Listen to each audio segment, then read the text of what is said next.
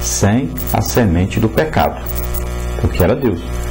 Se não fosse Deus, nascia na semente do pecado, nascia de um relacionamento entre um homem e uma mulher. Mas ele foi concebido pelo Espírito Santo. Então é Deus mesmo. João combate isso, essa heresia gnóstica que negava ou a humanidade de Cristo e ora negava a divindade de Cristo. Todas as duas coisas, todos os dois extremos estão aí incorretos, estão erradíssimos. Não podemos dizer que Jesus era só homem, negando a sua divindade, e nem dizer que ele era só Deus, negando a sua humanidade. Nenhuma das duas coisas estará correta. Então, ao mesmo tempo, ele era homem, ao mesmo tempo, Deus. Senão, estaremos incorrendo aí num erro gravíssimo, um erro teológico, um erro doutrinário. Vamos continuar então. Outra pregação dos gnósticos é que eles diziam que o homem poderia então fazer o que quisesse com o corpo. Então eles não ensinavam a moral, os bons costumes, nem o bom comportamento. E eles ensinavam então que se Jesus se tornou homem, então ele não era Deus, porque o homem é imperfeito, é pecador. Não acreditavam no nascimento virginal de Cristo. Então eles ensinavam aí uma heresia tremenda, pois a palavra de Deus nos ensina que o corpo, a alma e o espírito, todos os três, devem ser mantidos irrepreensíveis para a vinda do Senhor.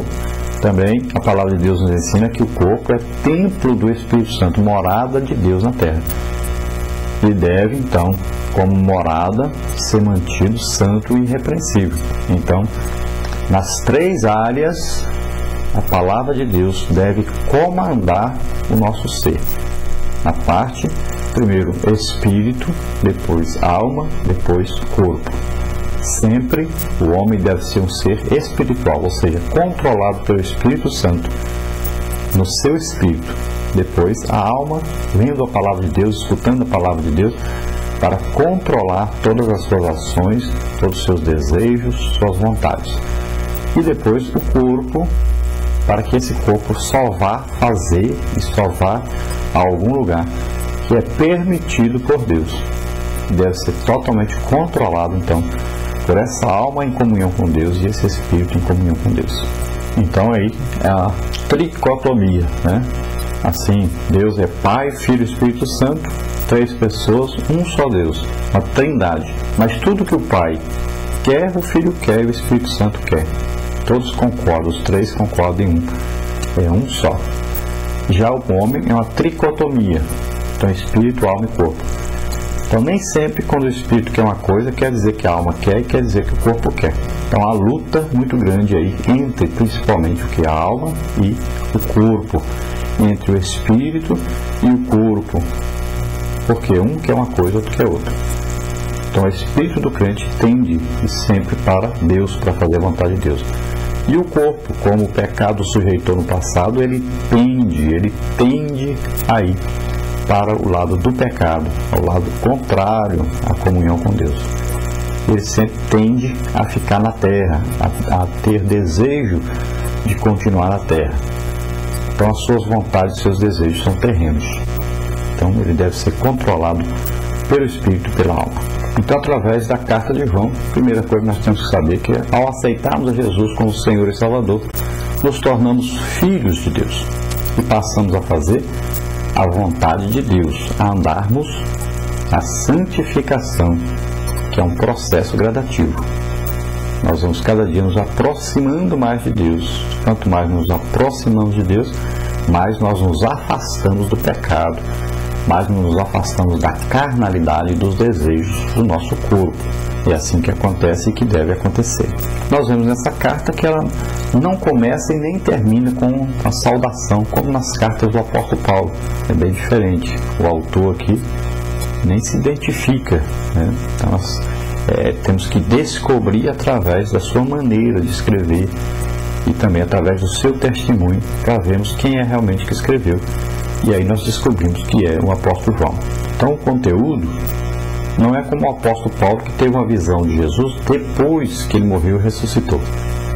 Mas aqui a visão de João, o testemunho de João, é de alguém que esteve realmente com Jesus antes da sua morte que conviveu com Jesus antes da sua morte, além de vê-lo depois ressuscitado.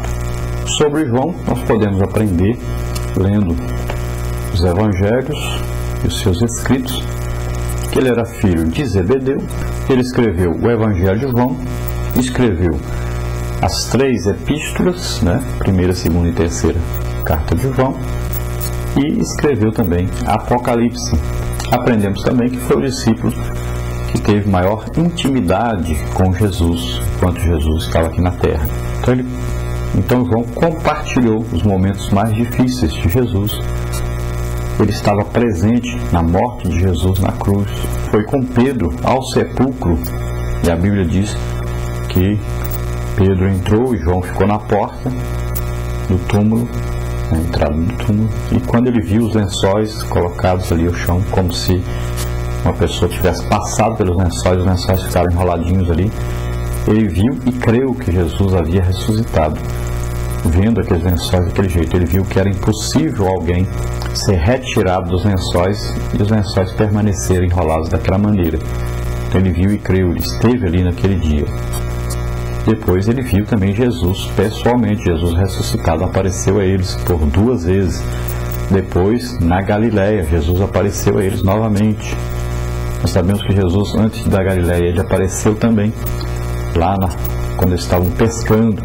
Então ele viu Jesus antes e depois da sua morte.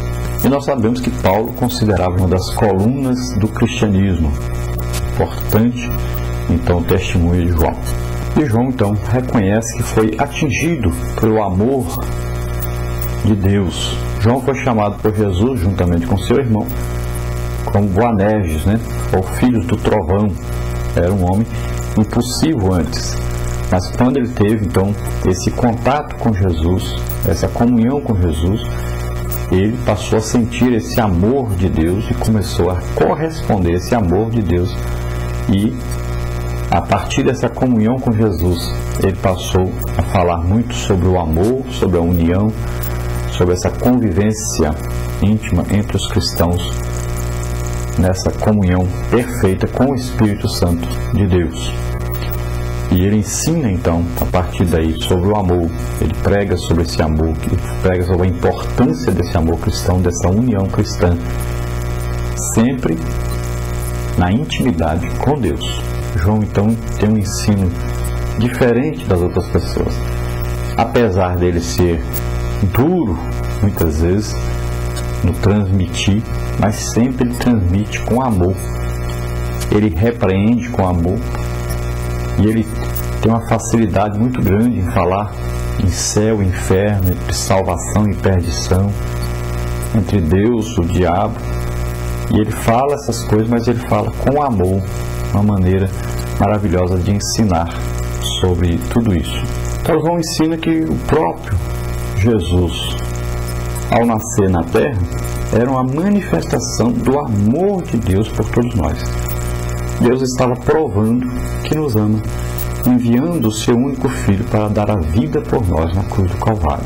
Outro objetivo de João, ao escrever a sua carta, era mostrar que todo aquele que crê realmente que Jesus é o Senhor, é o Salvador, o aceita como Senhor e Salvador, torna-se filho de Deus e tem a vida eterna. Não tinha nem vai ter, quer dizer que tem. Na mesma hora que aceita Jesus como Senhor e Salvador, ele passa a ter essa vida eterna, a possuir essa vida eterna com Deus para sempre. Então nós sabemos que há 2 tipos de vida eterna, com Deus e outra sem Deus. Então ele explica que a vida eterna com Deus é adquirida ao aceitar Jesus como Senhor e Salvador. Então na época de João ele tinha aí um problema muito sério, que era o problema dos gnósticos, dos falsos mestres, que andavam naquela região de Éfeso, ali na Ásia Menor, e estavam ali sempre ensinando heresias, coisas absurdas a respeito de Deus. Então eles chamam esses falsos mestres, esses gnósticos, de anticristos. Os chama também de mentirosos e de falsos mestres. Então, além de combater essas heresias, João também confirma a fé daqueles que realmente obedeciam a palavra de Deus e os ajuda a continuar a sua caminhada cristã. Então, um dos erros ali grosseiros daqueles falsos mestres era dizer que reconheciam Deus como Pai, mas não reconheciam Jesus como Filho de Deus.